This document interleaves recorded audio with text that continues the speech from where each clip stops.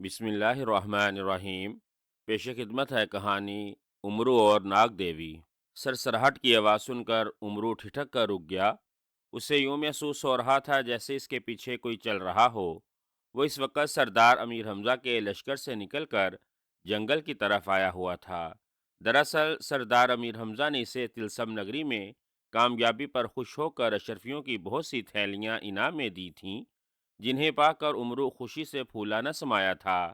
تھیلیوں کو دیکھ کر امرو کو اندازہ تھا کہ یہ اشرفیاں 1 لاکھ سے کسی طرح سے کم نہ ہوں گی، لیکن پھر بھی اس کا شکی ذہن مطمئن نہ ہوا تھا۔ اسے اس بات کا دڑکا تھا کہ ان لاکھ اشرفیوں میں سے کہیں 2 4 کم نہ ہوں۔ گو اسے معلوم تھا کہ سردار امیر حمزہ کبھی جھوٹ نہیں بولا کرتے، اور انہوں نے یقیناً اشرفیاں پوری ہی دی ہوں گی، مگر وہ پھر بھی مطمئن نہ تھا۔ اسی لیے اس نے سوچا کہ اشرفیوں کو کہیں اطمینان سے بیٹھ کر گن لینا چاہیے تاکہ اس کا شک رفع ہو جائے۔ بس یہی سوچ کر وہ جنگل کی طرف نکل کھڑا ہوا۔ جنگل میں پہنچ کر وہ کوئی مناسب سی جگہ تلاش کرنے لگا کہ اچانک اس کے حساس کانوں میں سرسراہٹ کی آواز پڑی۔ اسے یوں محسوس ہوا جیسے اس کے عقب میں کوئی چل رہا ہو یا رینگ رہا ہو۔ وہ ٹھٹک کر رک گیا اور پلٹ کر پیچھے دیکھنے لگا، لیکن اسے کوئی دکھائی نہ دیا۔ لیکن وہ یوں ہی تھوڑا آگے بڑھا، اسے پھر وہی آواز سنائی دی۔ امرو پھر رک گیا اور آنکھیں پھاڑ پھاڑ کر عقب میں دیکھنے لگا۔ اب اسے ہلکا ہلکا خوف محسوس ہو رہا تھا۔ او نہیں، لگتا ہے میرے کان بج رہے ہیں۔ میرے پیچھے بلا کون آ سکتا ہے؟ میں عیار الزما امرو عیار ہوں۔ میرے پیچھے کسی نے آ کر بھلا اپنی گردن تڑوانی ہے؟ یہ سوچ کر اس نے زور سے سر جھٹکا اور اپنی مخصوص دھن میں گنگناتے ہوئے آگے بڑھنے لگا۔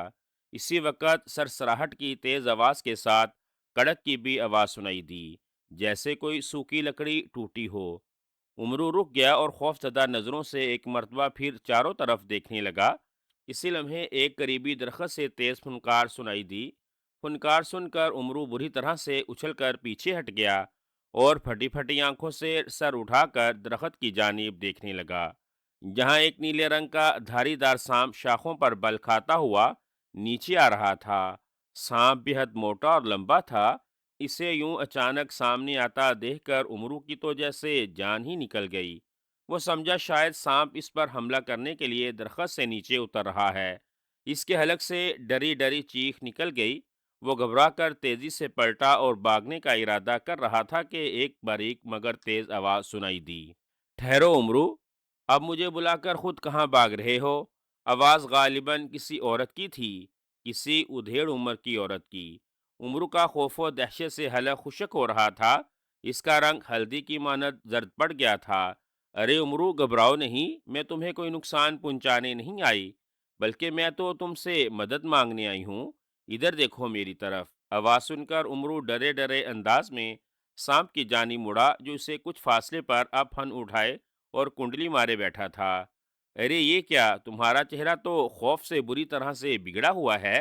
او، اس کا مطلب ہے میں نے جو کچھ تمہارے متعلق سنا ہے وہ غلط ہے۔ عورت کی حیرت بھری آواز سنائی دی۔ امرو یار نے صاف محسوس کیا کہ یہ آواز سانپ کے منہ سے نکل رہی تھی۔ سانپ کی چھوٹی چھوٹی مگر گول آنکھیں امرو پر جمی ہوئی تھیں، اور وہ بار بار اپنی دو شاخہ زبان لپکا رہا تھا۔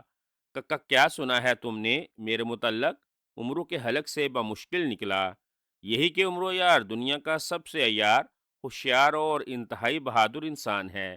وہ اپنی عیاری، چالاکی، بہادری اور ہوشیاری سے سینکڑوں دیوں، جنوں، بوتوں اور جادوگروں کی گردنیں توڑ چکا ہے۔ وہ عیاری اور مکاری میں اس قدر طاق ہے کہ آج تک کوئی نامی گرامی جادوگر اس کی گرد کو بھی نہیں پا سکا۔ مجھے میرے ایک بزرگ نے تمہارے متعلق بتایا تھا۔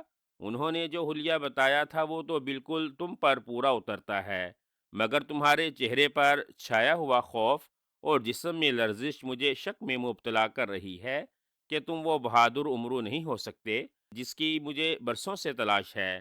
ارے واہ، ہو کیوں نہیں سکتا؟ میں ہی ہوں وہ امرو یار، برکس زماں، شعلہ تپاں اور عیار الزماں ہوں۔ دنیا کے تمام بڑے بڑے دیو جادوگر میرے آگے پانی بھرتے ہیں۔ امرو نے جلدی سے سنبھلتے ہوئے کہا۔ اس کے چہرے کا خوف اور بدن کی لرزش یک دم ختم ہو گئی۔ امرو یار سب کچھ برداشت کر سکتا تھا، مگر بزدلی کا تانا وہ کبھی نہیں سن سکتا تھا، اسی لیے اس کے چہرے پر خوف کی وجہ سے غصہ اود آیا تھا۔ اب بھی اس کی آنکھوں میں البتہ ایک الجھن تیر رہی تھی۔ اسے شاید سانپ کا انسانوں کی طرح بولنا عجیب لگ رہا تھا۔ تو پھر تم اس قدر خوف زدہ کیوں ہو؟ سانپ نے پوچھا۔ خوف زدہ؟ کون ہے خوف زدہ؟ تمہارا دماغ تو خراب نہیں ہے؟ میں تمہیں خوف زدہ دکھائی دے رہا ہوں؟ امرو نے غصیلے لہجے میں آنکھیں نکالتے ہوئے کہا۔ یہ الگ بات تھی کہ اندر ہی اندر وہ دل میں سانپ سے ہول کھا رہا تھا۔ او واقعی اب تو تمہارے چہرے پر خوف کا ہلکا سا بھی تاثر نہیں ہے۔ اس کا مطلب ہے میں اب اصلی حالت میں آ جاؤں۔ تم یقیناً اب گھبراؤ گے نہیں۔ سانپ کے منہ سے پھنکارتی ہوئی آواز نکلی۔ کیا مطلب؟ تم اصلی حالت میں نہیں ہو؟ امرو نے بری طرح سے اچھل کر پہلے خوف زدہ ہو کر پھر جلدی سے سنبھل کر حیران ہوتے ہوئے کہا، نہیں یہ بات نہیں، میرا اصلی روپ یہی ہے جو تم دیکھ رہے ہو، لیکن میں تمہیں کچھ اور دکھانا چاہتی ہوں۔ سانپ نے سرخ زبان لپکا کر کہا۔ پھر اچانک اس کے ارد گرد سبز رنگ کا گہرا دھواں پھیل گیا۔ چند لمحوں بعد دھواں غائب ہوا تو یہ دیکھ کر امرو بری طرح سے اچھل پڑا کہ جس جگہ پہلے سانپ موجود تھا وہاں پر اب ایک 70-80 برس کی خوفناک شکل والی بڑھیا کھڑی تھی۔ بڑھیا کی کمر جھکی ہوئی تھی، اس کی آنکھیں چھوٹی چھوٹی مگر ان میں بلا کی چمک تھی۔ سر کے بال برف کی مانند سفید تھے۔ اس نے نیلے رنگ کا بڑا سا چوغا پہن رکھا تھا۔ اس نے ایک ہاتھ کمر پر رکھا ہوا تھا اور دوسرے ہاتھ میں سیاہ رنگ کی سانپ کی طرح بل کھاتی ہوئی ایک لاٹھی تھی۔ کیوں امرو، ڈر تو نہیں گئے؟ بڑھیا نے پوپلے منہ سے مسکراتے ہوئے پوچھا۔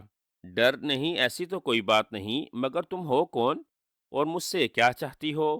امرو نے حیران ہوتے ہوئے پوچھا۔ یہی سب کچھ تو تمہیں بتانے کے لیے یہاں آئی ہوں۔ میرا نام امشالہ ہے اور میں سانپوں کی دیوی ہوں۔ سانپوں کی دیوی امشالہ، سچ مچ کی ناگن ہو؟ امرو اچھل کر بولا۔ اس کی آنکھوں میں بلا کی حیرت تھی۔ ہاں امرو، میں دیوی امشالہ ہوں۔ تم مجھے نہیں جانتے، لیکن میں تمہیں اچھی طرح سے پہچانتی ہوں۔ میں ایک عرصے سے تمہاری راہ تک رہی تھی۔ خدا کا شکر ہے کہ تم آ گئے، اور اب مجھے یقین ہے کہ میری قید کی زندگی ختم ہو جائے گی اور میں اطمینان سے آزادی کی فضا میں سانس لے سکوں گی۔ دیوی امشالہ نے مسرت برے لہجے میں کہا۔ کیا مطلب؟ میں تمہاری بات سمجھا نہیں۔ امرو نے حیرت سے کہا۔ میں سمجھاتی ہوں تمہیں، آؤ آؤ میرے ساتھ۔ بڑھیا نے کہا۔ کہاں جانا ہے؟ امرو نے گھبرا کر پوچھا۔ او ہو، ڈرو نہیں، یہاں سے کچھ دور میری کٹیا ہے، وہاں اطمینان سے بیٹھ کر میں تمہیں سب کچھ بتاؤں گی۔ کھڑے کھڑے میری ٹانگیں دکھنے لگی ہیں، دیوی امشالہ نے کہا، اور لاٹھی ٹیکتے ہوئے ایک طرف بڑھنے لگی۔ اس نے ایک بار پھر پلٹ کر یہ دیکھنے کی زحمت گوارا نہ کی کہ امرو اس کے پیچھے آ رہا ہے یا نہیں۔ او نہیں، مجھے کیا ضرورت پڑی ہے جو اس بڑھیا کے پیچھے سر کھپاتا رہوں؟ نہ جانے مجھ سے کیا چاہتی ہے، خواہ خواہ کسی مصیبت میں ہی نہ مبتلا کر دے۔ میرا خیال ہے مجھے خاموشی کے ساتھ یہاں سے کھسک لینا چاہیے۔ بڑھیا کو پتہ بھی نہیں چلے گا، امرو نے دل میں سوچا، اور پھر اس نے تائیدرانہ انداز میں گردن ہلائی۔ اس نے جاتی ہوئی بڑھیا کو دیکھا اور نہایت آہستگی سے الٹے قدموں پیچھے ہٹنے لگا۔ اس کا خیال تھا کہ وہ کچھ پیچھے ہٹ کر یک لخت پلٹ کر بھاگ نکلے گا۔ وہ یوں ہی پلٹا، ٹھٹک کر رک گیا۔ اس کی آنکھوں میں ایک بار پھر خوف اود آیا۔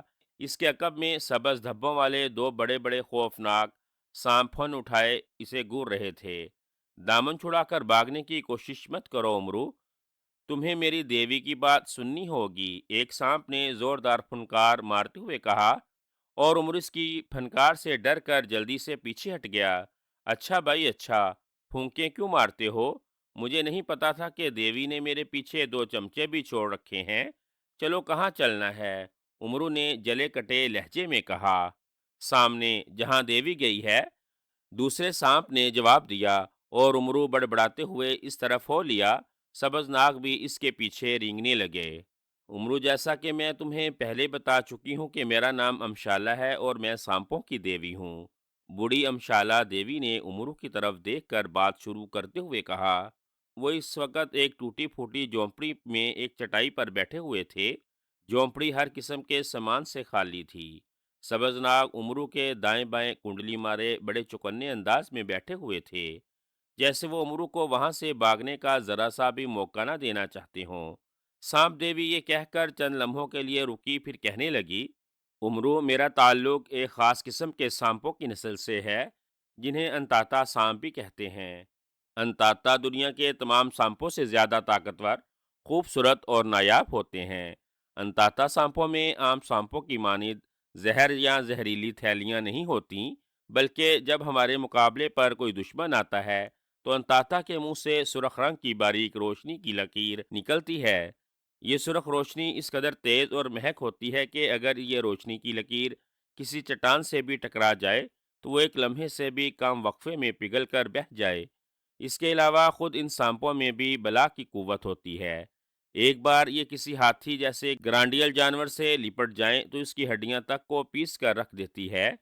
امرو، یہ باتیں میں تمہیں اس لیے بتا رہی ہوں کہ تم یہاں سے بھاگنے کا خیال ذہن سے نکال دو۔ تمہارے دائیں بائیں جو دو ناگ بیٹھے ہیں یہ بھی انتاتا نسل کے ہیں۔ میں تمہیں جو کام بتانے جا رہی ہوں اسے ہوش و حواس میں رہ کر سننا، اور انکار ہرگز مت کرنا۔ انکار کی صورت میں یہ سانپ تمہیں ہرگز نہیں چھوڑیں گے۔ میں نے برسوں تمہارا انتظار کیا ہے، اسی لیے میں نہیں چاہتی کہ تم میرا کام کرنے سے انکار کر دو۔ یہ کہتے ہوئے بڑھیا کا لہجہ خاصا کرخت ہو گیا تھا۔ کہو، میں سن رہا ہوں۔ امرو نے دائیں بائیں بیٹھے ہوئے سانپوں کی طرف دیکھتے ہوئے مجبوراً کہا۔ سانپ دیوی نے اس کی آنکھوں میں جانتے ہوئے ہنکارا بھرا، پھر بولی، یہ ان دنوں کی بات ہے جب میں انتاتا سانپوں پر ملکہ کی حیثیت سے حکومت کرتی تھی۔ میری رعایا کے تمام سانپ میری حکومت سے بہت خوش تھے، کسی کو ہم سے کوئی شکایت نہ تھی۔ ہماری خوشحالی اور امن و امان سے ہمارے ہمسائے ملک کا ناگ راجا بے حد جلتا تھا۔ وہ ایک عرصے سے انتاتا پر دان جمائے بیٹھا تھا۔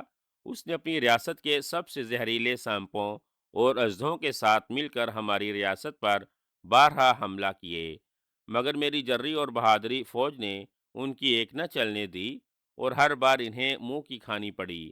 بار بار کی شکست نے ناگ راجا کو غصے سے پاگل کر دیا تھا۔ اس کی سب سے بڑی خواہش تھی کہ کسی طرح سے وہ مجھے ہلاک کر دے اور انتاتا پر وہ بھی حکومت کرے، لیکن مجھے مارنا اس کے بس کی بات نہ تھی۔ وہ ہر وقت اپنے وزیروں، مشیروں اور دوسرے عقلمند سانپوں کے ساتھ مل کر مجھے ہلاک کرنے کے منصوبوں پر صلاح مشورے کرتا رہتا، مگر ہزار کوشش کے باوجود وہ میری ہلاکت کا بندوبست نہ کر سکا۔ تب ہر طرف سے مایوس ہو کر ناگ راجا ناگوں کے سب سے بڑے دیوتا شمشال کے پاس چلا گیا۔ شمشال دیوتا کا بت پتال کی سب سے آخری تہہ میں ہے۔ ناگ راجا نے شمشال دیوتا کے سامنے 50 برس تک اس کی عبادت کی۔ 50 برس کی طویل مدت کے بعد شمشال دیوتا کے بت میں جان پڑ گئی، اور اس نے ناگ راجا سے کہا کہ وہ اس کی طویل عبادت سے بہت خوش ہوئے۔ مانگو، کیا مانگتے ہو؟ ہم اپنی تمام طاقتیں تمہیں دینے کو تیار ہیں۔ تمام دنیا میں زمین کے نیچے چھپے ہوئے تمام خزانوں کا تمہیں مالک بنا دیتے ہیں۔ بولو، کیا چاہتے ہو؟ ناگ راجا نے ناگ دیوتا کو زندہ دیکھ کر بہت خوش ہوا۔ وہ فوراً پھن جھکا کر ناگ دیوتا کے سامنے جھک گیا۔ ناگ دیوتا، میں نے آپ کی طویل عبادت اس لیے نہیں کی کہ میں آپ سے دنیا کے تمام خزانوں کی سرداری مانگوں۔ عبادت میں نے صرف اور صرف امشالہ دیوی کے لیے کی ہے۔ آپ جانتے ہیں کہ انتاتا سانپوں کی سب سے بڑی اور سب سے طاقتور نسل ہے، اور ہمارا نمبر ان کے بعد دوسرے نمبر پر آتا ہے۔ امشالہ دیوی اپنی اس برتری پر ہمیشہ غرور اور تکبر میں رہتی ہے۔ وہ ہم جیسے سانپوں اور ناگوں کا وجود ہی برداشت نہیں کر سکتی۔ وہ چاہتی ہے کہ پوری دنیا کے تمام سانپوں اور ناگوں پر صرف انتاتا کی ہی حکومت ہو، اور ہم جیسے چھوٹے چھوٹے سانپ اسے کہیں دکھائی نہ دیں۔ اس مقصد کے لیے اس نے ایک علیحدہ انتاتا سانپوں کی فوج تیار کر رکھی ہے، جو بار بار ہماری ریاستوں میں گھس آتے ہیں اور ہمارے سنبھلنے سے قبل ہر طرف تباہی اور بربادی مچا دیتے ہیں۔ ناگ دیوتا، ہم نے امشالہ دیوی کو بہت سمجھایا بجھایا اور اسے طرح طرح کے واسطے دیے، مگر وہ اپنی ہٹ درمی پر قائم رہی۔ تب میں نے اسے دھمکی دی، اگر وہ اپنی اس حرکات سے باز نہ آئی تو میں اس کی ناگ دیوتا کے پاس جا کر شکایت لگا دوں گا۔ اس پر وہ سخت ناراض ہوئی اور طنزیہ انداز میں کہنے لگی، او نہیں، کون ناگ دیوتا؟ میں کسی ناگ دیوتا کو نہیں جانتی۔ اگر تم شمشال دیوتا کی بات کر رہے ہو تو جاؤ، جا کر لگا دو اسے میری شکایت۔ میں اس سے ہرگز نہیں ڈرتی۔ وہ پتھر کا بے جان بت پتال کی آخری تہہ میں رہ کر میرا کیا بگاڑ سکتا ہے؟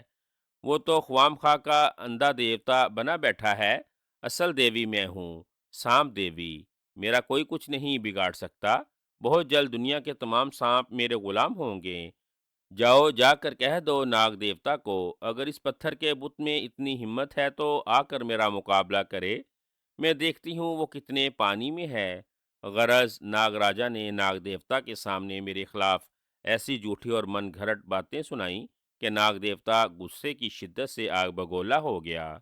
او، تو یہ سب کچھ اس بدبخت امشالہ نے کیا ہے؟ اس کی یہ مجال کہ وہ ناگ دیوتا کو برا بلا کہے۔ ہم اسے اس غصاخی کی سزا دیں گے کہ سانپوں کی تمام نسلیں اس کے نام پر تھوکتی رہیں گی۔ جاؤ ناگ راجا، ہم امشالہ کی جگہ دنیا کے تمام سانپوں کا تمہیں راجا بناتے ہیں۔ دنیا کے جتنے ناگ اور سانپ یہاں ہیں آج سے تمہارے غلام ہیں۔ ان میں انتاتا نسل کے سانپ بھی شامل ہیں۔ جاؤ، ہم تمہیں اپنی سب سے بڑی شوتل قوت عطا کرتے ہیں۔ تم جا کر انتاتا کا تخت سنبھال لو۔ ہم شالہ دیوی کو ایسی جگہ پھنکوا دیں گے جہاں وہ زندگی بھر زندگی کو ترسے گی مگر اسے زندگی نہیں ملے گی۔ وہ مرنا چاہے گی مگر موت اس سے ہمیشہ دور بھاگے گی۔ جاؤ، ناگ دیوتا نے انتہائی غضبناک لہجے میں پھنکارتے ہوئے کہا، اور ساتھ ہی انہوں نے اپنے منہ سے 10 کونوں والا ایک نہایت خوبصورت منکا اگل دیا۔ یہ منکا شوتھل منکا کہلاتا ہے۔ ناگراجا کو شوتھل منکا دینے کے بعد ناگ دیوتا دوبارہ بے جان پتھر کے بت میں تبدیل ہو گئے۔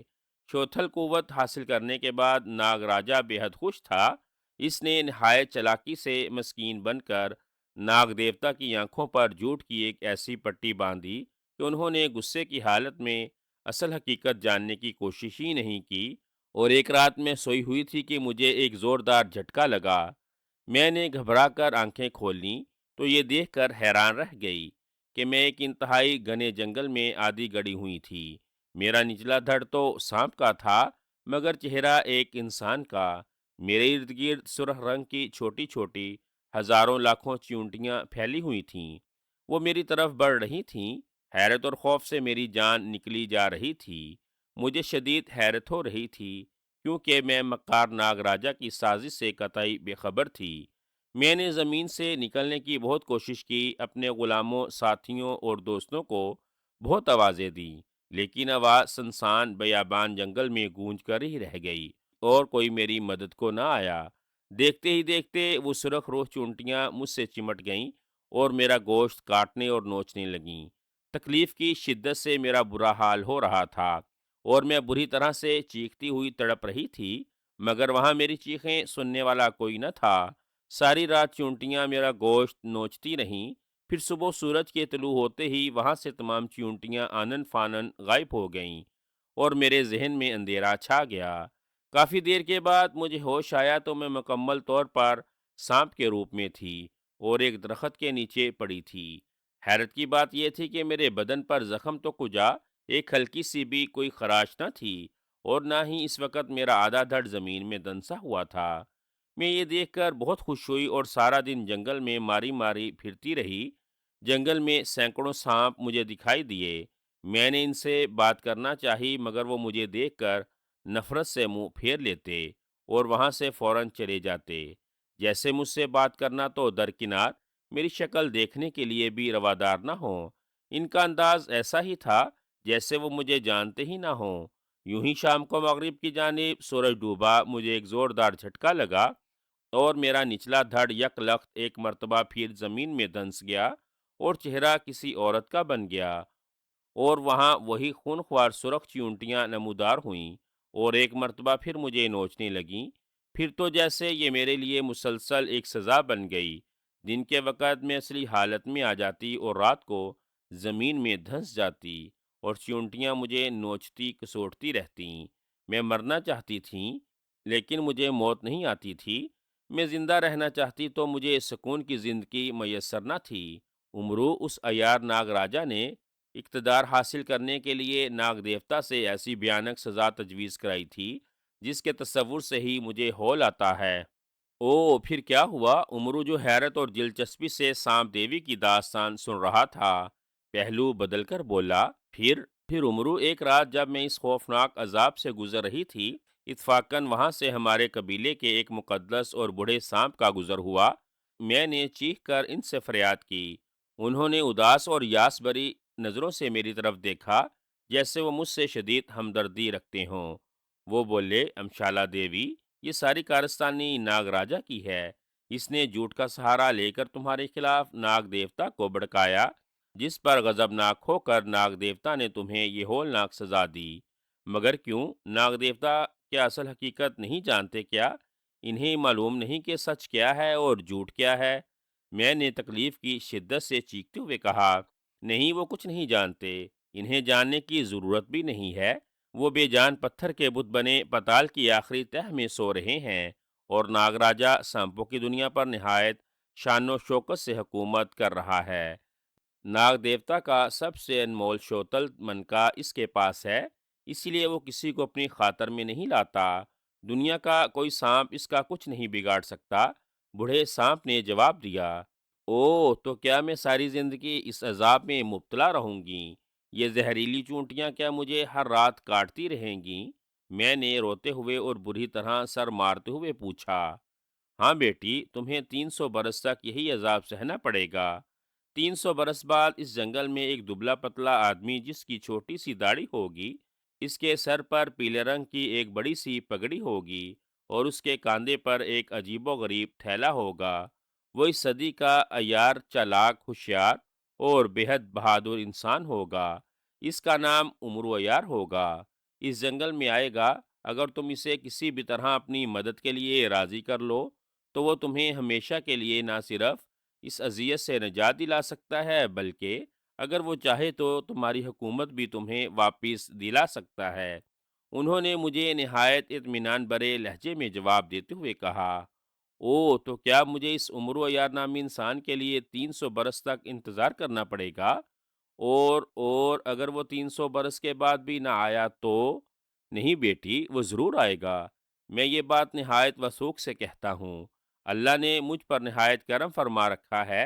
انہوں نے مجھے چند ایسی قوتیں عطا کی ہوئی ہیں جو غلط کبھی نہیں ہو سکتیں۔ تم خدا پر یقین رکھو اور اطمینان رکھو، وہ ضرور آئے گا۔ بوڑھے سانپ نے نہایت تحمل مزاجی سے جواب دیا، ٹھیک ہے ناگ بابا، اگر میری قسمت میں یہی سب کچھ ہونے کے لیے لکھا ہے تو میں کیا کر سکتی ہوں؟ میں نے غمگین انداز میں سر جھکا کر کہا، انشاءاللہ خدا پر بھروسہ رکھو۔ میں تمہارے پاس اپنے 2 پلے چھوڑے جا رہا ہوں۔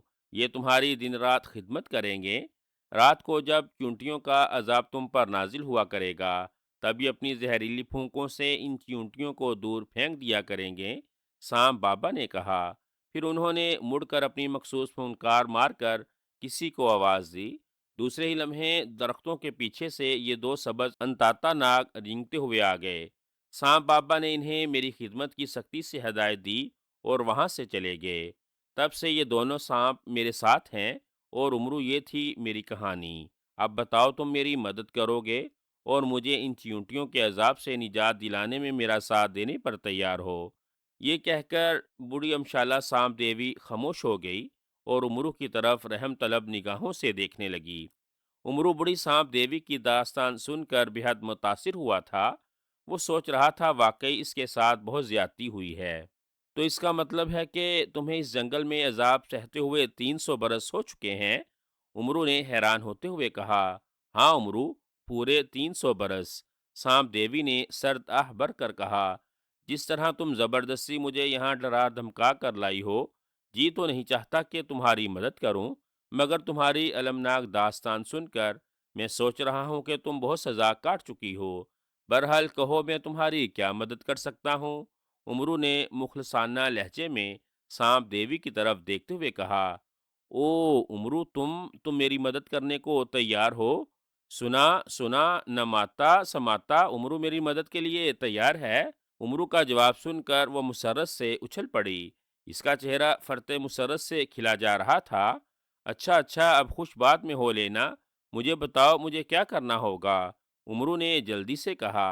او ہاں عمرو، تم مجھے کسی طرح ناگ راجا سے ناگ دیوتا کا شوتل منکا لا دو، اور ناگ راجا کو کسی بھی طرح سے مار ڈالو، اس کے مرتے ہی اور شوتل منکے کے میرے قبضے میں آتے ہی ناگ دیوتا کو اصل حقیقت کا علم ہو جائے گا۔ پھر وہ مجھ پر سے اپنے عذاب کا طلسم ختم کر دیں گے۔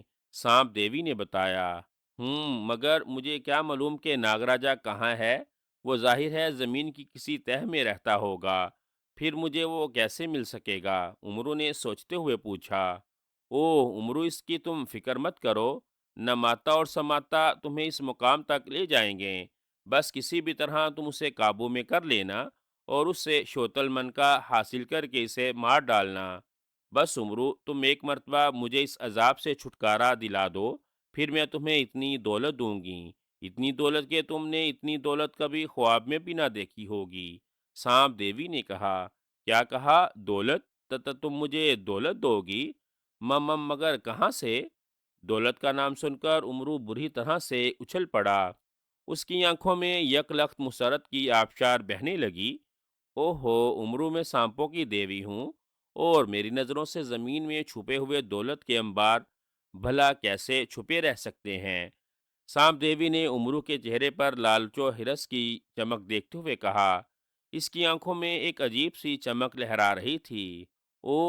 تو پھر ٹھیک ہے، میں ابھی اور اسی وقت جاتا ہوں، دیکھتا ہوں ناگراجا شوتلمن کا کیسے میرے حوالے نہیں کرتا۔ اسے اپنے پیروں سے نہ کچل دیا تو میرا نام عمرو عیار نہیں۔ عمرو نے اچھل کر کھڑے ہوتے ہوئے نہایت جوش بھرے لہجے میں کہا، جوش میں آنے کی ضرورت نہیں عمرو، ناگراجا کوئی معمولی سانپ نہیں ہے، اس کے پاس بے پناہ قوتیں ہیں۔ اگر تم نے ہوشیاری اور چالاکی سے کام نہ لیا تو وہ تمہیں ہمیشہ کے لیے ختم کر سکتا ہے۔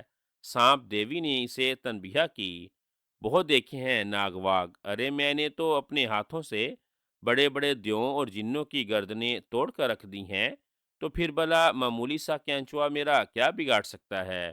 تم مجھے راستہ بتاؤ، میں ابھی اور اسی وقت سفر پر روانہ ہو جانا چاہتا ہوں۔ عمرو نے سینہ ٹھونک کر جواب دیا، ٹھیک ہے، اگر تمہاری یہی مرضی ہے تو مجھے کوئی اعتراض نہیں، جاؤ نہ ماتا سماتا، اسے لے جاؤ۔ سانپ دیوی نے پہلے عمرو سے پھر اس کے دائیں بائیں بیٹھے ہوئے سانپوں سے کہا، جو حکم عظیم دیوی۔ دونوں سانپوں نے بیک وقت پھن جھکا کر نہایت مؤدبانہ لہجے میں کہا۔ عمرو جلدی سے جھونپڑی سے باہر نکل آیا، دونوں سانپ بھی اس کے پیچھے رینگتے ہوئے باہر آ گئے۔ 3 دن تک مسلسل سفر نے عمرو کو بری طرح سے تھکا دیا تھا، اس کے چہرے پر شدید جنجلاہٹ پھیلی ہوئی تھی۔ 3 دن سے دو ناگ اس کے آگے پیچھے رینگتے جا رہے تھے اور وہ پیدل ان کے پیچھے چل رہا تھا۔ سانپوں کی ناخلف اولاد، ارے نامرادو، رک جاؤ، کیا ساری زندگی اسی طرح سے چلا چلا کر مارنے کا ارادہ ہے؟ عمرو نے جھلائے ہوئے لہجے میں کہا۔ کیوں، کیا ہوا؟ کیا تھک گئے ہو؟ ایک سانپ نے پلٹ کر مضاحکہ خیز لہجے میں کہا۔ نہیں نہیں، بھلا میں کیوں تھکوں گا؟ میں کوئی انسان تھوڑا ہوں؟ ارے بدبختو، چل چل کر میرے پاؤں میں چھالے پڑ گئے ہیں، اور تم میرا مذاق اڑا رہے ہو کہ میں تھک گیا ہوں۔ آخر تم مجھے بتاتے کیوں نہیں کہ کہاں جانا ہے؟ 3 دن سے گدھوں کی طرح ہانک رہے ہو، اب اگر تم نے مجھے نہ بتایا تو میں مزید آگے نہیں جاؤں گا۔ عمرو نے غصے سے پیر پٹکتے ہوئے کہا اور ایک پتھر پر بیٹھ گیا۔ اس وقت وہ ایک پہاڑی علاقے سے گزر رہے تھے، ہر طرف دور دور تک چھوٹے بڑے ٹیلے پھیلے ہوئے تھے۔ عمرو، تم تو واقعی تھک گئے ہو، اب کیا کیا جائے؟ تم تو ابھی سے ہمت ہار بیٹھے، جبکہ سفر تو بہت طویل ہے۔ ایک سانپ نے پریشان لہجے میں کہا۔ کیا کہا؟ سفر ابھی بہت طویل ہے؟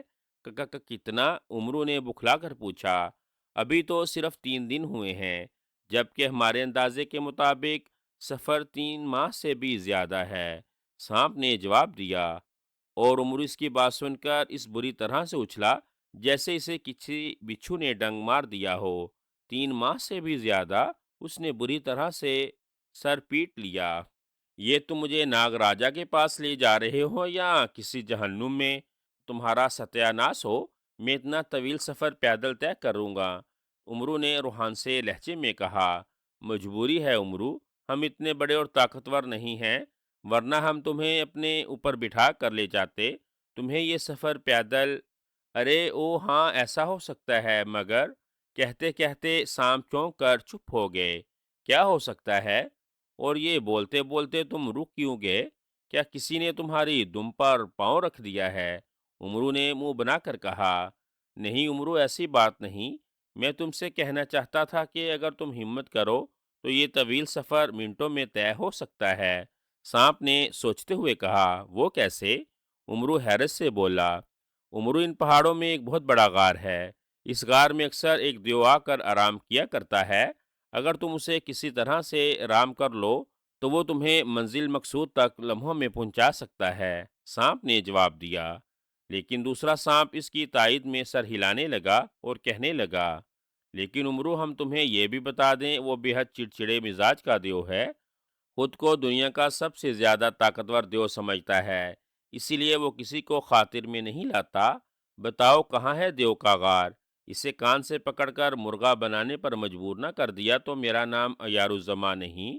عمرو نے اچھل کر کھڑے ہوتے ہوئے سینہ تان کر کہا۔ اس کی بات سن کر دونوں سانپوں نے زور سے پھنکاریں ماریں اور تیزی سے زمین پر رینگ کر کچھ سونگنے لگے۔ ادھر ادھر ادھر سے دیو کی بو آ رہی ہے، آؤ عمرو یار، ہم تمہیں اس غار تک پہنچا دیں، آگے تم جانو اور دیو جانے، آؤ، ایک سانپ نے پھن اٹھا کر کہا اور عمرو یار اکڑ کر اس کے پیچھے چلنے لگا، جیسے واقعی کسی دیو پر قابو پانا اس کے لیے کوئی وقت نہ رکھتا ہو۔ دوسرا سانپ بھی اس کے پیچھے ہو لیا۔ مختلف ٹیلوں کے پیچھے سے ہوتے ہوئے پہلا سانپ ایک بہت بڑی پہاڑی کے غار کے دہانے کے قریب رک گیا۔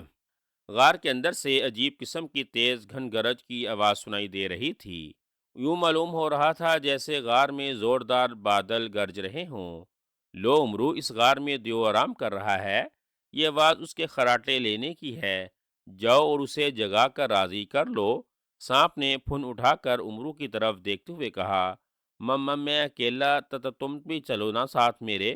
عمرو نے ہکلاتے ہوئے لہجے میں کہا۔ خوفناک گراہٹوں کی آواز سن کر اس کی جان نکلی جا رہی تھی۔ وہ سوچ رہا تھا جس دیو کے خراٹے اس قدر تیز اور خوفناک ہیں وہ دیو خود کیسا ہوگا۔ وہ آگے بڑھنے لگا، پھر کچھ سوچ کر رک گیا۔ کیا بات ہے عمرو، رک کیوں گئے ہو؟ کیا خوف محسوس ہو رہا ہے؟ ایک سانپ نے جو اس کے پیچھے آ رہا تھا ہنس کر کہا۔ نہیں، عمرو نے مختصر سا جواب دیا، پھر اس نے زنبیل سے سلیمانی چادر نکالی اور کندھوں پر ڈال لی۔ دوسرے ہی لمحے وہ غائب ہو گیا۔ اسے یوں اچانک غائب ہوتا دیکھ کر دونوں سانپ حیران رہ گئے۔ ارے یہ عمرو یار کہاں چلا گیا؟ ایک سانپ نے پریشان ہو کر ادھر ادھر دیکھتے ہوئے کہا، پتہ نہیں، اسے اپنے تھیلے سے کوئی کپڑا سا نکال کر کاندھوں پر رکھا تھا، اس کے ساتھ ہی وہ فوراً غائب ہو گیا۔ دوسرے سانپ نے بھی پریشانی سے جواب دیا۔ ان کی باتیں سن کر عمرو کے لبوں پر مسکراہٹ پھیل گئی۔ یوں ہی اس نے غار میں قدم رکھا اور غار میں تھوڑا سا آگے بڑھا، اس کے عقب میں زوردار گڑگڑاہٹ کی آواز ابھری اور دوسرے ہی لمحے غار کے دہانے پر ایک بھاری بھرکم پتھر آ کر اٹک گیا۔ عمرو بجلی کسی تیزی سے پلٹا، لیکن اسے دیر ہو چکی تھی اور غار کا دہانہ مکمل طور پر بند ہو چکا تھا۔ ارے یہ کیا؟ عمرو بکھلا گیا اور گھبرا کر تیزی سے دہانے کی طرف لپکا اور دہانے پر موجود پتھر کو دھکیلنے کے لیے زور لگانے لگا۔ بھاری بھرکم پتھر نے ہلنا تھا نہ ہلا، البتہ خود عمرو پسینے میں بری طرح سے نہا گیا۔ غار بھاری پتھر کی وجہ سے مکمل طور پر بند ہو چکا تھا، لیکن اس کے باوجود بھی وہاں ہلکی ہلکی روشنی ہو رہی تھی۔ عمرو نے بہت غور کیا مگر وہ یہ اندازہ نہ لگا سکا کہ روشنی کہاں سے آ رہی ہے۔ حیرت کی بات تھی کہ غار کے دہانے کے بند ہوتے ہی دیو کی گھن گرج نما خراٹوں کی آواز بھی بند ہو چکی تھی۔ عمرو نے غار میں احتیاط سے آگے جھانکا، لیکن غار آگے جا کر مڑ گئی تھی۔ وہ چند لمحے سوچتا رہا، پھر اس نے آگے بڑھنے کا فیصلہ کر لیا اور آہستہ آہستہ قدم اٹھا کر غار میں آگے بڑھنے لگا۔ دو تین موڑ کاٹنے کے بعد اسے ایک بے حد لہیم شہیم اور خوفناک شکل والا دیو دکھائی دے گیا، جو غار کی دیوار سے ٹیک لگائے دونوں ہاتھ سینے پر باندھے نہایت اطمینان سے سو رہا تھا۔ دیو کا رنگ زردی مائل تھا، اس کے سر پر دو بڑے بڑے سینگ تھے۔ دیو کو دیکھ کر ایک لمحے کے لیے عمرو کی آنکھوں میں خوف امڑ آیا، لیکن اسے اطمینان سے سوتا دیکھ کر اس کا خوف زائل ہو گیا۔ اس نے زنبیل میں ہاتھ ڈال کر جال الیاسی نکال لیا۔ دیو گہری نیند سویا ہوا تھا، اس کے بڑے بڑے نتنے تیزی سے پھول اور پچک رہے تھے۔ امرو نے جال الیاسی کو سیدھا کیا اور اس سے پہلے کہ وہ جال دیو پر پھینکتا، دیو کے پھولتے پھچکتے نتنے یک لگ ساکت ہو گئے، اور اس نے اچانک اپنی بڑی بڑی اور انگاروں جیسی سرخ سرخ آنکھیں کھول دیں۔ یہ دیکھ کر امرو ٹھٹک گیا۔ دیو کی خونی آنکھیں امرو پر جمی ہوئی تھیں، جیسے وہ امرو کو دیکھ رہا ہو۔ امرو کو یاد آیا کہ اس نے تو سلیمانی چادر اوڑھ رکھی تھی، بھلا دیو اسے کس طرح دیکھ سکتا ہے؟ یہ سوچ کر اس نے اطمینان انداز میں جال الیاسی دیو پر اچھال دیا، لیکن پھر جو کچھ ہوا وہ کبھی خواب میں بھی ایسی بات نہیں سوچ سکتا تھا۔ یوں اس نے جال دیو پر اچھالا، جال کو ایک زوردار جھٹکا لگا اور دوسرے ہی لمحے جال پلٹ کر بجلی کی سی تیزی سے امرو پر گر پڑا، اور امرو اپنے ہی پھینکے ہوئے جال میں بری طرح سے پھنس کر گر پڑا۔ اسی لمحے غار دیو کے خوفناک اور گرجدار کہکوں سے گونج اٹھا۔ دونوں سانپ نہایت بے چینی کے عالم میں چاروں طرف پھن اٹھا اٹھا کر امرو عیار کو تلاش کر رہے تھے، جو اچانک ہی ان کی نگاہوں کے سامنے سے غائب ہو گیا تھا۔ وہ ابھی ادھر ادھر دیکھ ہی رہے تھے کہ زوردار گڑگڑاہٹ کی آواز سن کر وہ غار کی جانب پلٹے۔ دوسرے ہی لمحے وہ پہاڑی پر سے ایک بہت بڑے چٹان نما پتھر کو غار کے عین دہانے کے سامنے گرتا دیکھ کر بری طرح سے چونک پڑے۔ چٹان نما پتھر غار کے دہانے پر آ کر اس طرح چپک گیا کہ غار میں داخل ہونے کا ہلکا سا بھی رخنہ باقی نہ بچا۔ اوہ، یہ پتھر کہاں سے آ گیا؟ سماتا سانپ نے گھبراتے ہوئے لہجے میں کہا۔ میرے خیال میں امرو یار غار کے اندر ہے۔ دیکھو، غار کے اندر سے اس کی ہلکی ہلکی آواز سنائی دے رہی ہے۔ وہ مدد کے لیے پکار رہا ہے۔ میرے خیال میں غار کے دہانے پر اچانک پتھر دیکھ کر وہ بھی گھبرا گیا۔ اوہ، اب کیا کریں؟ اس پتھر کو یہاں سے کیسے ہٹائیں؟ امرو کسی مصیبت میں نہ پھنس جائے؟ دوسرے سانپ نے نہایت پریشانی کے عالم میں کہا۔ اب اور کس مصیبت میں پھنسے گا وہ؟ اچھا بھلا ہمارا سفر چل رہا تھا، تم نے دیو کا ذکر کر کے خوام خواہ مصیبت مول لے لی۔ اب بھگتو، اگر اسے کچھ ہو گیا تو دیوی جو تمہارا حشر کرے گی وہ تم اچھی طرح سے جانتے ہو۔ پہلے سانپ نے جلے کٹے لہجے میں کہا۔ میں کیا کروں؟ میں نے تو امرو کے تھکنے کی وجہ سے اسے مشورہ دیا تھا کہ وہ سفر کی طوالت سے گھبرا نہ جائے اور ہم جلد سے جلد اپنی منزل پر پہنچ جائیں۔ پھر اب کیا کیا جائے؟ مجھے تو یہ غار کے دیو کی شرارت لگتی ہے، وہ یقیناً جاگ رہا ہوگا۔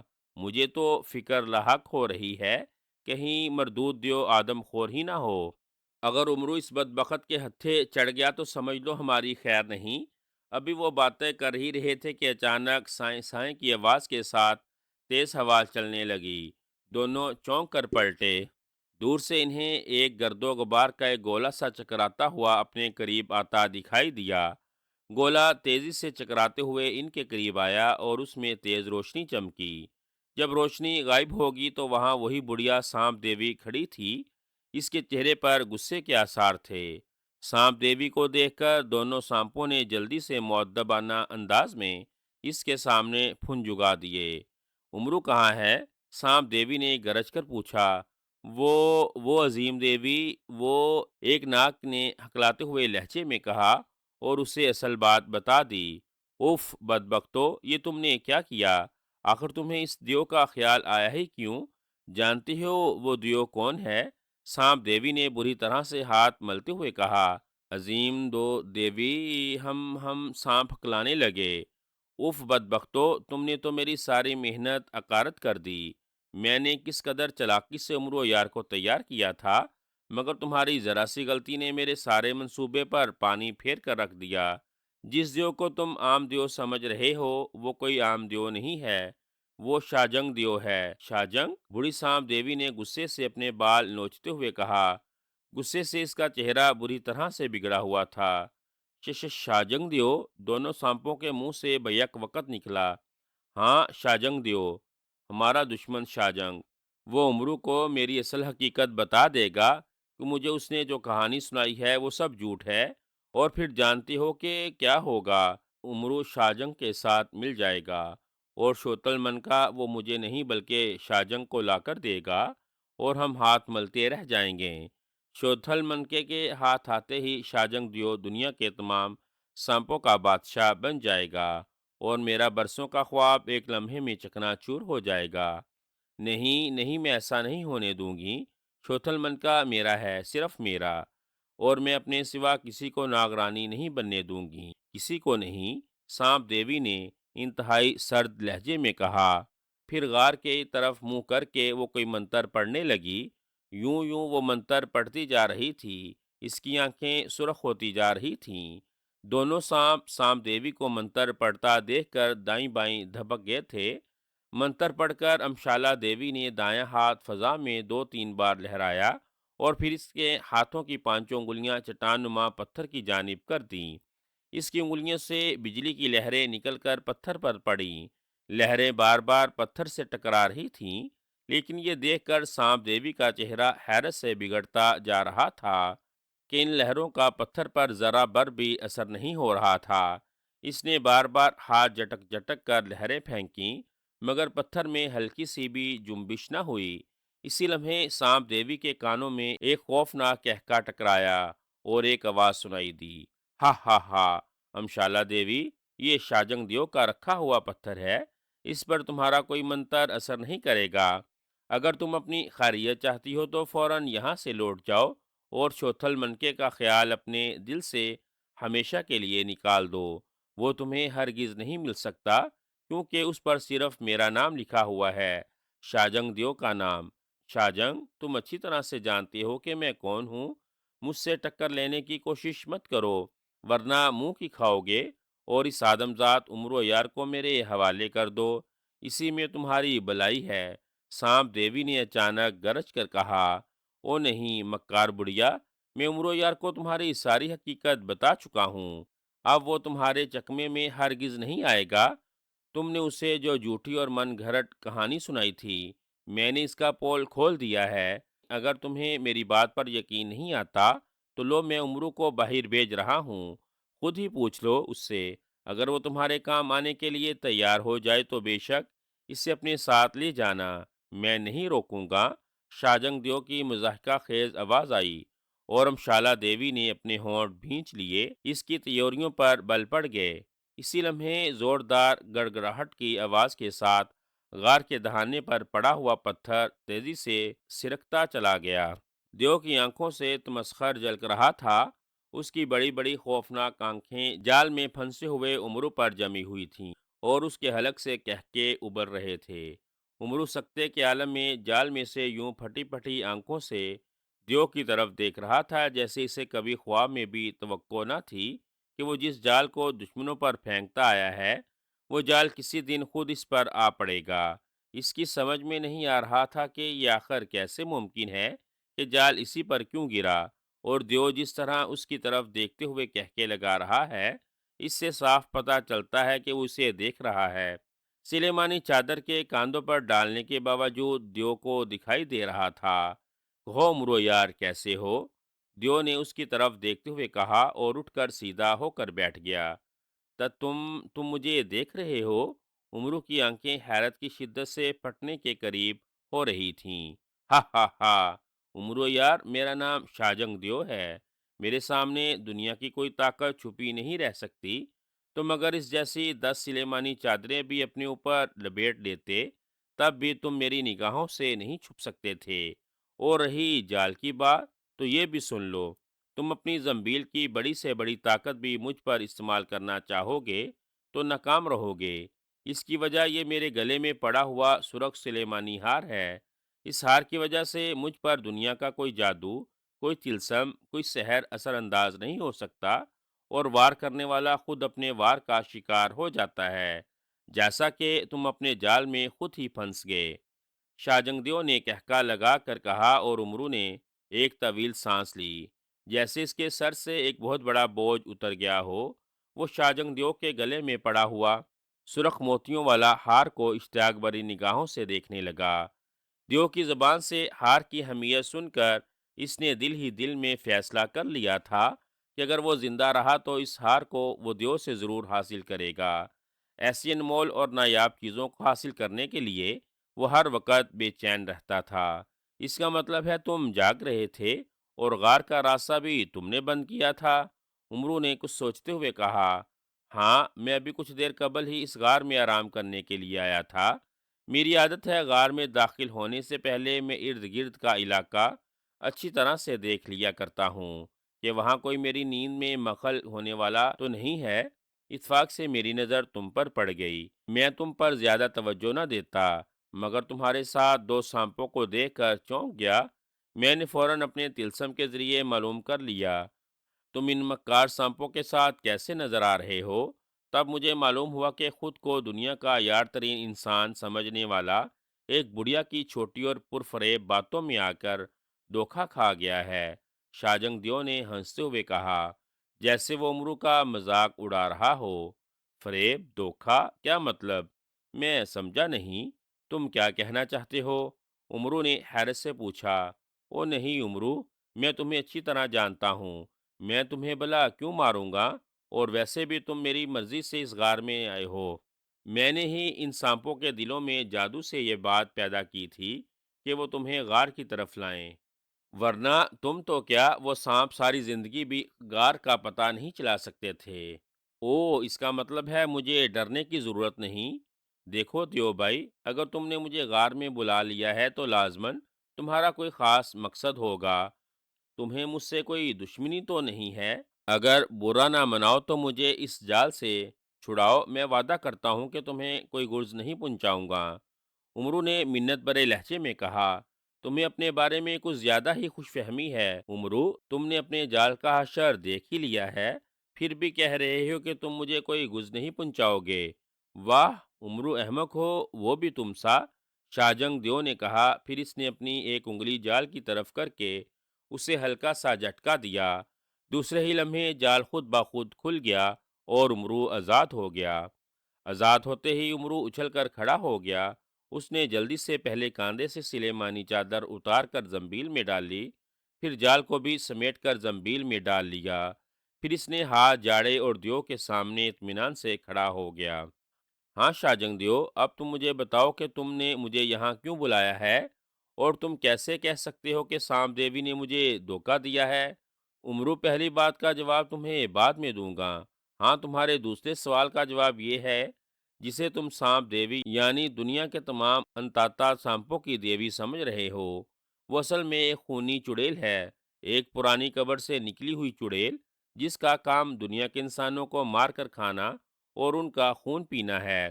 اس نے تمہیں اپنی جو کہانی سنائی تھی وہ ایک جھوٹ اور من گھڑت داستان کے سوا کچھ نہیں۔ وہ تمہیں جھوٹی داستان سنا کر چلاکی سے شوتھل من کا حاصل کرنا چاہتی ہے۔ شوتھل من کا واقعی ناگ راجا کے پاس ہے۔ امرو، تمہیں یہ بھی بتا دوں کہ وہ بوڑھی چڑیل شوتھل من کا کیوں حاصل کرنا چاہتی ہے۔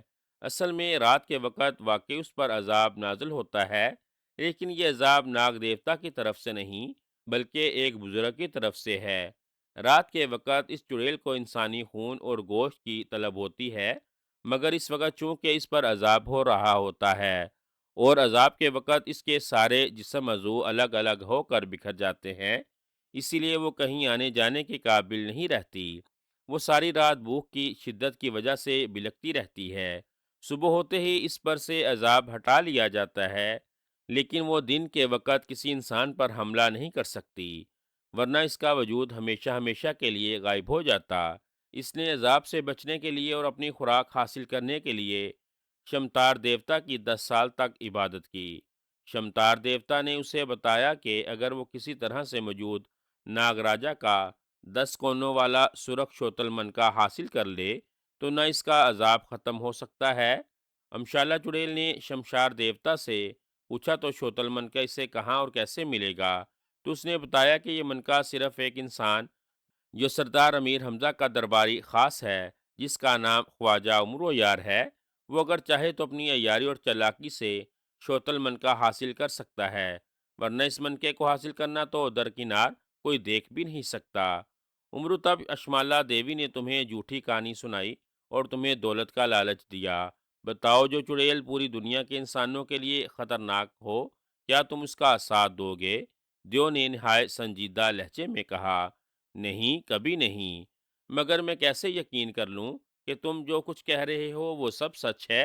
تم بھی تو ایک دیو ہو، اور اکثر دیووں کی بھی یہی فطرت ہوتی ہے جو تم نے امشالہ دیوی کی بتائی ہے۔ امرو نے اسے شک بری نظروں سے دیکھتے ہوئے کہا، تمہیں اس کہانی کی سچائی کا ثبوت ابھی دیتا ہوں۔ مجھے امشالہ دیوی پکار رہی ہے، ذرا دیکھو تو وہ کیا کہنا چاہتی ہے۔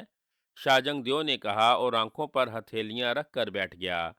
چند لمحوں کے بعد اس نے آنکھوں سے ہاتھ اٹھائے اور امرو کی طرف مسکراتے ہوئے دیکھ کر کہا، لو امرو، امشالہ دیوی غار کے باہر کھڑی ہے۔ اگر تم میری باتوں کی حقیقت اور سچائی جاننا چاہتے ہو تو امشالہ دیوی سے جا کر خود پوچھ لو۔ اگر نہ بتائے تو اس کے گلے میں سوکھے پھولوں کی مالا اتار لینا۔ حقیقت کا تمہیں خود بخود پتہ چل جائے گا۔ جاؤ، میں غار کا راستہ کھول رہا ہوں۔ جب تمہیں اس کی اصلیت کا پتہ چل جائے تو میرے پاس چلے آنا۔ میں پھر تمہیں بتاؤں گا کہ میں تم سے کیا چاہتا ہوں۔ شاہجنگ دیو نے مسکرا کر کہا۔ امرو نے غور سے اس کی طرف دیکھا کہ کہیں وہ اس سے کوئی چال تو نہیں چلنا چاہتا، لیکن دیو کے چہرے پر کوئی تاثرات نہ پا کر اس نے ہونٹ بھینچ لیے اور غار کے دہانے کی طرف قدم اٹھانے لگا۔ غار کے سرے پر پہنچ کر اس نے دیکھا واقعی غار کا دہانہ کھلا ہوا تھا۔ وہ تیز تیز قدم اٹھاتا ہوا غار سے باہر آ گیا۔ وہ یوں ہی غار سے باہر آیا، اس کے جسم کو ایک زوردار جھٹکا لگا۔ اس نے سنبھلنے کی کوشش کی لیکن سنبھل نہ سکا اور بری طرح سے زمین پر گر پڑا۔ اسی لمحے اس کے جسم کے ساتھ جیسے کوئی رسی سی لپٹتی چلی گئی۔ اس نے ہاتھ پاؤں مارنے کی کوشش کی مگر اسے ایک اور زوردار جھٹکا لگا اور وہ زمین پر گرے گرے بری طرح سے گھسٹتا چلا گیا۔ اس کے حلق سے نکلنے والی چیخیں بے حد دردناک تھیں۔ امشالہ دیوی کا ذہن تیزی سے کچھ سوچنے میں مصروف تھا۔ اس کی نگاہیں غار کے کھلے ہوئے دہانے پر جمی ہوئی تھیں۔ یہاں سے کسی کے چلنے کی آواز آ رہی تھی۔ امشالہ دیوی نے جلدی سے اپنے چہرے پر ہاتھ پھیرا تو وہ فوراً غائب ہو گئی۔ ساتھ ہی وہ تیز تیز انداز میں کوئی منتر بڑبڑانے لگی۔ پھر یوں ہی امرو یار غار سے باہر نکلا۔ اس نے دونوں ہاتھ اس کی جانب کر دیے۔ امرو کو ایک جھٹکا سا لگا اور وہ زمین پر گر گیا۔ اس سے پہلے کہ وہ زمین سے اٹھتا، بڑھی امشالہ دیوی کی انگلیوں سے روشنی کی لکیریں نکلیں اور رسیوں کی طرح تیزی سے امرو کے گرد لپٹتی چلی گئیں۔ امرو نے چیختے ہوئے ہاتھ پاؤں مارنے کی بے حد کوشش کی لیکن امشالہ دیوی نے اسے بری طرح سے زمین پر گھسیٹنا شروع کر دیا۔ گھسٹنے کی وجہ سے امرو یار کے حلق سے دردناک چیخیں نکلنے لگیں۔ بوڑھی امشالہ دیوی نے روشنی کی لکیروں کو ہلکا سا جھٹکا دیا اور اچھل کر کسی پرندے کی مانند فضا میں بلند ہوتی چلی گئی۔ امرو بھی اس کے پیچھے طلسمی رسیوں میں بندھا ہوا اوپر اٹھتا چلا گیا۔ اس کے منہ سے مسلسل چیخیں نکل رہی تھیں۔ امشالہ دیوی کے اڑنے کی رفتار بے حد تیز تھی۔ وہ بجلی کی صورت سے اوپر ہی اوپر اڑی جا رہی تھی۔ ابھی اسے اڑے ہوئے چند ہی لمحے گزرے ہوں گے کہ اچانک ایک زوردار کڑاکا ہوا اور سرخ رنگ کی بجلی کڑکتی ہوئی ایک جانب سے آئی اور بڑھیا کے ہاتھ سے ٹکرائی۔ بڑھیا کے حلق سے دل خراش چیخ نکل گئی۔ سرخ بجلی نے اس کے ہاتھ کو جلا ڈالا تھا، جس کی وجہ سے اس کے ہاتھ سے طلسمی روشنی کی رسیاں بھی چھوٹ گئیں، جس کے ساتھ امرو بندھا ہوا تھا، اور امرو طلسمی رسیوں کے حصار میں بندھا ہوا نہایت تیزی سے سینکڑوں فٹ نیچے چلا گیا۔ یہاں سنگلاخ چٹانیں موت بن کر سر اٹھائے اس کا انتظار کر رہی تھیں۔ ظاہر ہے اس قدر اونچائی سے ٹھوس اور سخت چٹانوں سے ٹکرا کر وہ کیسے زندہ رہ سکتا تھا۔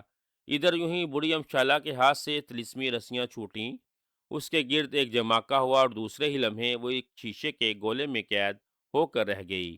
یہ دیکھ کر وہ بری طرح سے سپٹا اٹھی اور گولے سے نکلنے کے لیے بری طرح سے ہاتھ پاؤں مارنے لگی، لیکن کامیاب نہ ہو سکی۔ اس نے گولے پر طرح طرح کے منتر پڑھ کر پھونکے اپنی پوری طاقت آزما ڈالی، مگر گولے کی قید سے رہائی نہ پا سکی۔ گولا بجلی کسی تیزی سے ایک طرف تیرتا چلا جا رہا تھا۔ کون ہے؟ امشالہ دیوی پر وار کرنے کی کس نے جرت کی ہے؟ کون ہے؟ سامنے آؤ! امشالہ دیوی نے غصے کی شدت سے چیختے ہوئے کہا۔ جواب میں ایک کہکا ابھرا اور ساتھ ہی گولے کے باہر شاہجنگ دیو نمودار ہوا۔ وہ فضا میں تیزی سے اڑ رہا تھا اور جس شیشے کے گولے میں امشالہ دیوی قید تھی وہ اس کے ہاتھوں میں رکھا ہوا تھا۔ خوفناک اور طنزیہ کہکے اسی کے حلق سے نکل رہے تھے۔ شاہجنگ تم؟ امشالہ دیوی اسے دیکھ کر گورائی۔ ہاں میں، کیوں نکل گئی نا جان؟ ہا ہا ہا! ویسے تم نے مجھے چکر خوب دیا ہے۔ تم نے امرو کو پکڑ لیا تاکہ مجھ سے دور لے جاؤ اور تم تک نہ پہنچ سکوں۔ معلوم ہوتا ہے ابھی تم شاہجنگ کی طاقتوں سے واقف نہیں ہو، ورنہ ایسی جرت نہ کرتی۔ اگر تمہیں خود پر اور اپنی طاقتوں پر اتنا مان ہے تو اس طلسمی گولے سے نکل کر دکھاؤ، شاجنگ دیو نے کہکا لگاتے ہوئے کہا۔ ایک لمحے کے لیے امشالہ دیوی کے چہرے پر شدید غصے کے تاثرات نمودار ہوئے، پھر فوراً غائب ہو گئے۔ دیکھو شاجنگ، ہم اس وقت ایک ہی کشتی میں سوار ہیں۔ شوتل منکے کی مجھے بھی ضرورت ہے اور تمہیں بھی۔ مجھے زیادہ ضرورت اس لیے ہے کہ میں اپنا عذاب ختم کرا سکوں اور اپنی خوراک حاصل کر سکوں، اور تم اس منکے کو صرف اس لیے حاصل کرنا چاہتے ہو کہ تم پوری دنیا کے ناگوں اور سانپوں پر حکومت کر سکو۔ آخر کس لیے؟ تم ایک دیو ہو اور وہ ایک سانپ، آخر یہ کس طرح سے ممکن ہے؟ ایک دیو سانپوں پر کیسے حکمرانی کر سکتا ہے؟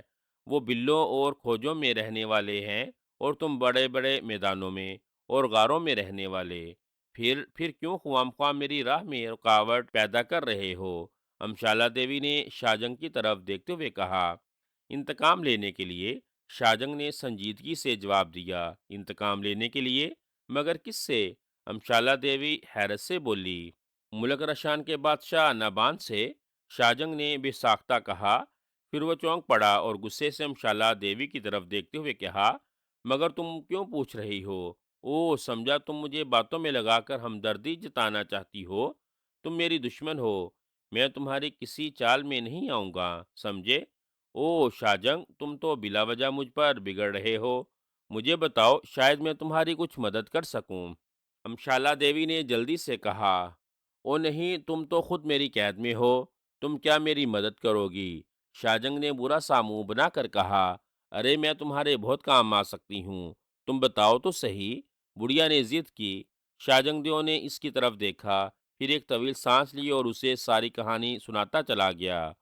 او تو یہ تم سب کچھ شہزادی امانہ کے لیے کر رہے ہو؟ شاجنگ دیو کی کہانی سن کر امشالہ دیوی نے سر ہلاتے ہوئے کہا، جیسے وہ ساری بات سمجھ گئی ہو۔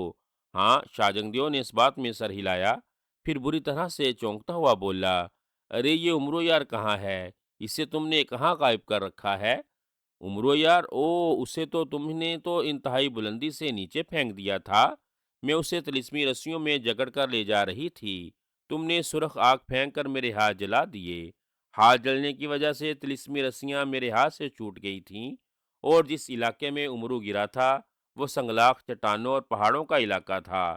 امشالہ دیوی نے گھبراتے ہوئے لہجے میں کہا، نہیں نہیں، یہ نہیں ہو سکتا، عمرو نہیں مر سکتا، میں اسے مرنے نہیں دوں گا۔ شاجنگ دیو نے غراتے ہوئے لہجے میں کہا۔ اس نے طلسمی گولا اپنے ہاتھوں سے چھوڑ دیا اور برق رفتاری سے پلٹ کر واپس اس جگہ جانے لگا جہاں اس نے امشالہ دیوی پر حملہ کیا تھا۔ کافی دیر اڑنے کے بعد وہ اس جگہ پہنچ گیا۔ سنگلاخ پہاڑوں کو دیکھ کر اس کا دل تیزی سے دھڑکنے لگا تھا۔ جلد ہی وہ پہاڑوں کے درمیان اتر گیا، اس کی نظریں تیزی سے گردش کر رہی تھیں۔ وہ دیوانوں کی طرح بھاگ بھاگ کر عمرو کو تلاش کر رہا تھا۔ پھر ایک جگہ ٹھوس چٹانوں کے قریب اس کی نگاہ جم گئی جہاں پر انسانی گوشت کے لوتھڑے بکھرے ہوئے تھے۔ قریب ہی ایک چھوٹا سا تھیلا اور پیلے رنگ کا ایک پگڑ پڑا ہوا تھا، جسے شاجنگ دیو ہزاروں لاکھوں میں پہچان سکتا تھا کہ وہ عمرو یار کے سوا کسی کا نہ ہو سکتا تھا۔ ان چیزوں کی موجودگی بتا رہی تھی کہ ہزاروں فٹ کی بلندی سے گرنے کے بعد عمرو یار ہمیشہ ہمیشہ کے لیے ختم ہو چکا تھا۔ اس کی زنبیل اور پگڑی کی موجودگی چیخ چیخ کر اعلان کر رہی تھی کہ عمرو کی موت جھوٹ نہیں، حقیقت ہے۔